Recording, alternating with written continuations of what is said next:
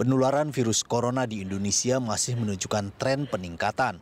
Dalam update data penanganan kasus COVID-19 per Rabu 13 Januari 2021, total konfirmasi positif mencapai 858.043 kasus.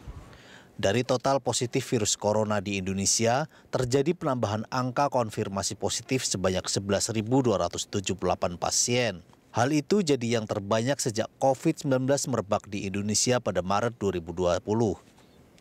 Dilihat dari perkembangan harian seminggu terakhir atau sejak 8 Januari 2021, kasus COVID-19 di Indonesia tak pernah di bawah 8.000 kasus. Sebelumnya jumlah kasus terkonfirmasi positif COVID-19 bertambah 10.617 kasus pada Jumat 8 Januari 2021. Guna menangani hal tersebut, dilakukan berbagai hal oleh pemerintah, termasuk dengan menambah kapasitas rumah sakit untuk pasien COVID-19 dan kasur perawatan untuk ICU. Pemerintah juga telah memulai penyuntikan vaksin COVID-19 perdana pada Rabu 13 Januari 2021. Selain kepada Presiden Joko Widodo, penyuntikan vaksin COVID-19 juga diberikan kepada sejumlah perwakilan lapisan masyarakat lainnya, salah satunya yakni Menteri Kesehatan dan juga Ketua ID Daeng M. Fakih. Ketua ID Daeng M. Fakih menyampaikan, program vaksinasi ini dilakukan untuk mempercepat terbentuknya kekebalan pada tubuh manusia, sehingga tubuh memiliki antibodi yang dapat mencegah dari penularan COVID-19. Pemerintah juga mengimbau agar masyarakat terus meningkatkan kedisiplinan protokol kesehatan, antara lain dengan mencuci tangan, memakai masker, dan menjaga jarak. Tim Liputan, Berita 1, Jakarta. Ya, berturut-turut kasus COVID pecah rekor. Itulah topik dialog Morning Talk kita pagi ini. Data dari Satuan Tugas Penanganan COVID-19 per kemarin, hari Rabu tanggal 13 Januari 2021 menyebutkan kasus positif COVID-19 bertambah menjadi 11.278 orang. Dan angka ini menjadi rekor baru kasus baru positif COVID-19 di tanah air. Sebelumnya juga terjadi rekor baru pada 6 Januari, itu minggu lalu ya, hari Rabu, kemudian hingga sampai 8 Januari.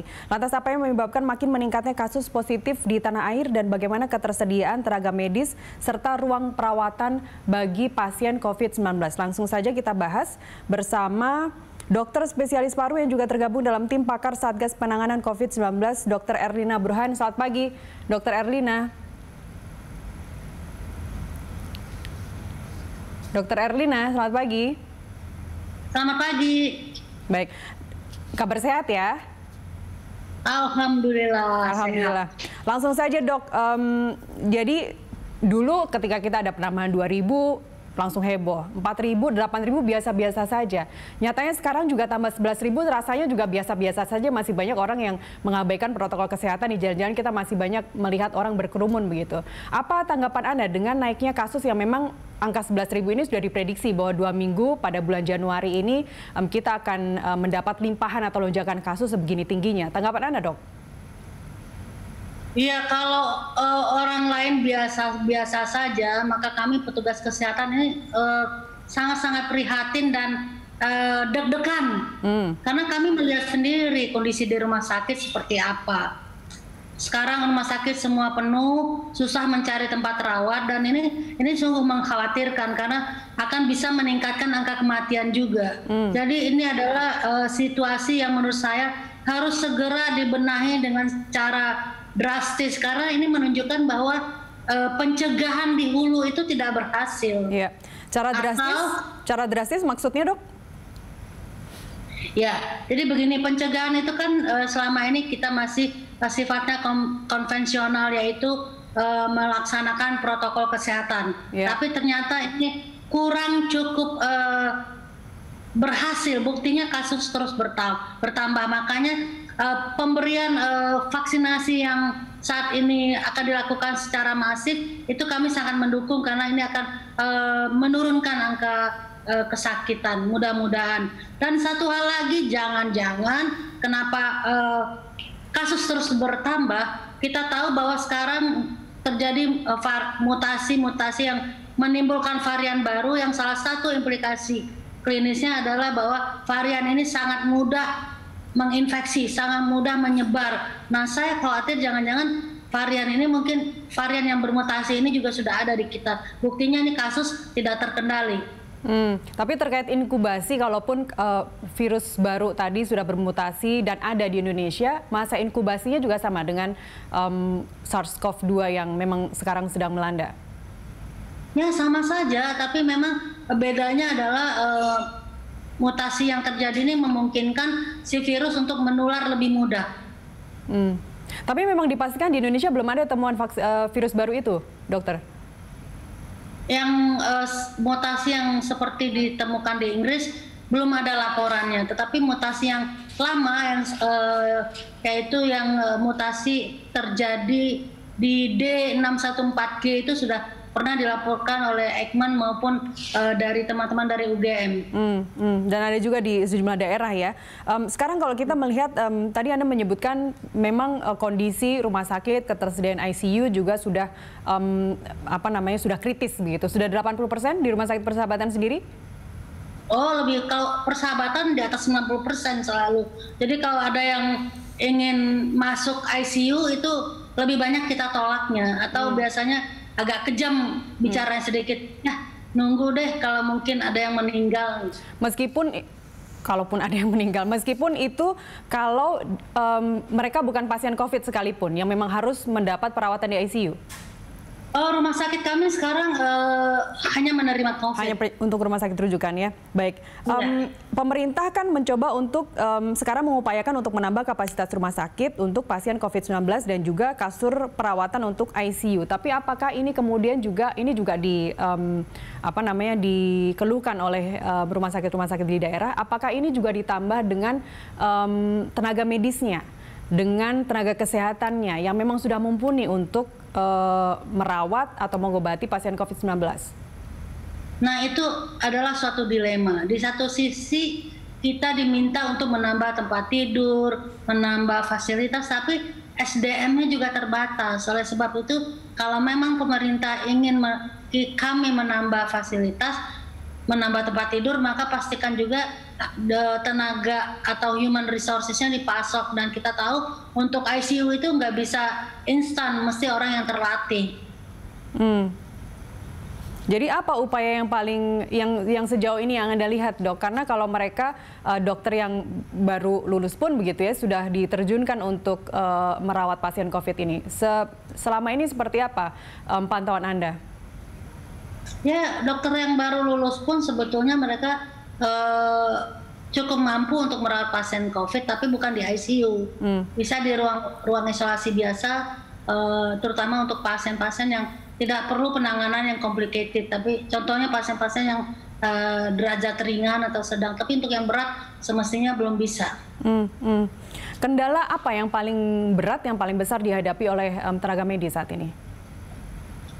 Yang paling berat adalah bahwa kasusnya terus bertambah, kami tidak istirahat, ya, dan ini menimbulkan kelelahan tentu saja. Dan juga hampir-hampir banyak yang merasa ini kok tidak ada perbaikan, akhirnya seperti kurang semangat atau apatis begitu, mengatakan ini tidak ada perbaikan seperti ini, sementara kita terus-terusan tidak maraton, tidak ada henti-hentinya, dan ini tidak baik. Tidak ada perbaikan dalam artian selama 10 bulan kita berjuang melawan COVID ini, melawan pandemi ini, atau sebenarnya ada kemunduran, ada setback? Karena kalau dibanding dengan awal limpahan kasus periode April-Mei itu kan juga nakes sudah mulai kelelahan, mulai banyak keluhan terkait dengan jam bekerja. Ini buat Jakarta ya, pada saat dilakukan PSBB pertama kali yang cukup ketat, itu terjadi loh penurunan kasus di bulan Mei, Juni. Tapi begitu relaksasi atau PSBB yang kemudian disebut transisi, itu melonjak lagi sampai saat ini nggak turun-turun, naik terus. Dan ini sesuatu yang tidak menggembirakan. Jadi coba dibayangkan orang melakukan hal yang sama terus-menerus, bukan bebannya berkurang, malah bertambah terus, ini bikin frustasi sebetulnya. Dan itu hampir dirasakan oleh semua rumah sakit rasanya ya, nasional. Kalau kita bicara Jakarta saja kan penambahan kasusnya memang selalu terbanyak. Per kemarin itu ada tambahan kasus 3.476, disusul dengan Jawa Barat 1.755, kemudian Jawa Tengah 1.475. Sekali lagi, Dr. Erlina, Anda di tim pakar Satgas Penanganan COVID-19, apa sebenarnya masukan yang Anda bilang harus ada gerakan yang drastis, yang radikal untuk kita melawan pandemi ini, seperti apa yang bisa dilakukan sekarang? Saya tidak bosan-bosan selalu mengatakan ya bahwa kadang-kadang di negara kita ini aturannya sudah bagus, ya pedomannya bagus, SOP-nya bagus. Yang lemah adalah implementasi di lapangan. Ya coba perhatikan bahwa gerakan 3M itu sudah lama sekali digaungkan, diinformasikan, dilakukan edukasi, tapi di lapangan seperti apa? Masih banyak masyarakat yang abai. Ini artinya bahwa implementasi di lapangan lemah. Barangkali juga memang sebagian masyarakat abai, tapi juga mungkin pemerintah dalam hal ini Pemda setempat juga tidak terlalu keras begitu, atau tidak, artinya masih tidak konsisten.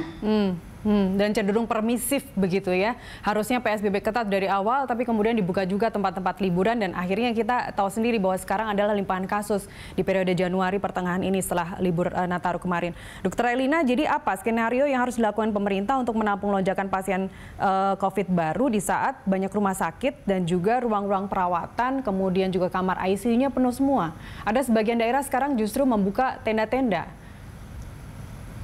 Ya, itu adalah salah satu upaya dalam kita menolong masyarakat, tetapi juga selain menambah kapasitas seperti bahkan di daerah membuka tenda, itu sebaiknya pemerintah setempat, pemerintah lokal juga memastikan bahwa petugasnya cukup. Kalau perlu direkrutlah para relawan begitu ya,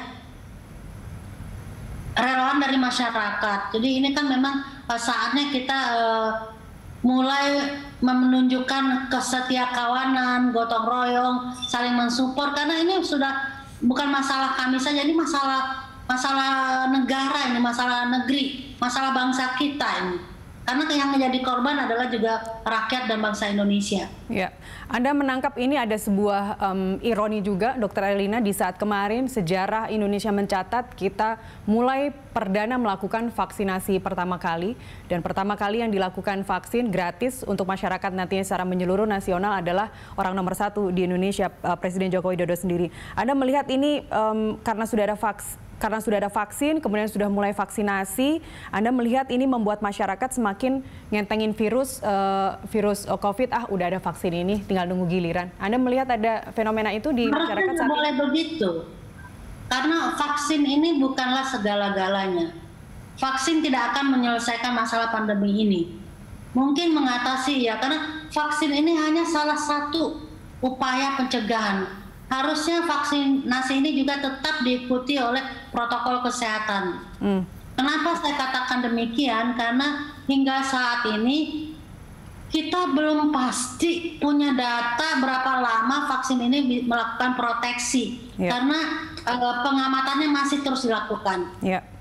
Ada yang menyebut itu hanya 6 bulan, tapi saya rasa akan jauh di atas angka itu untuk mencapai kekebalan diri sendiri dan juga herd immunity yang diharapkan untuk secara nasional. Kita akan bicara terkait dengan vaksin lebih jauh lagi, Bu Erlina. Kita masih punya satu segmen lagi. Yang penting adalah apa yang akan terjadi setelah ada vaksinasi nanti. Kita kembali usai jeda.